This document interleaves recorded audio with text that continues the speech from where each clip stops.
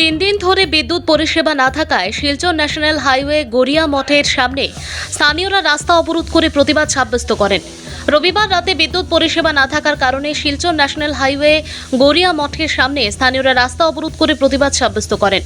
সংবাদ মাধ্যমের সাথে কথা বলতে গিয়ে স্থানীয়রা জানান, প্রচণ্ড গরমের কারণে অনেক লোকের জীবন বিপন্ন হয়ে পড়ে আছে এবং বিদ্যুৎ না থাকার কারণে অনেক মানুষ অসুস্থ হয়ে পড়ে আছেন। অনেকবার এই বিষয়ে বিভাগীয় আধিকারিকদের জানানো সত্ত্বেও কোনো ধরনের বিহিত ব্যবস্থা নেননি বলে অভিযোগ করেন স্থানীয়রা। বাধ্য হয়ে প্রতিবাদ সাব্যস্ত করেন এলাকার স্থানীয় লোকেরা। সংবাদ মাধ্যমের মধ্য দিয়ে প্রশাসনের কাছে দাবি রাখে, অতি সত্বর যদি বিদ্যুৎ পরিষেবা দেওয়া না হয় তাহলে তাদের আন্দোলন অব্যাহত থাকবে। তারা লেট ফিল হয় তখন তারা কোনো দ্বিধাবোধ করে না।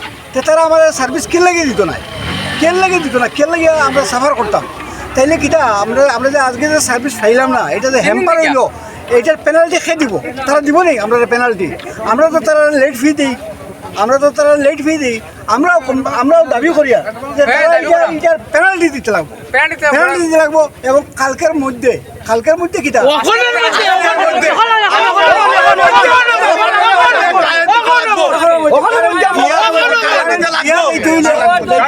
আর খালকে ট্রান্সফার বদলাও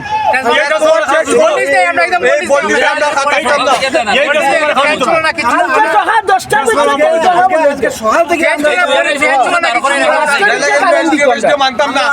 আজকে সকাল থেকে আমরা করে মা বসবাস করো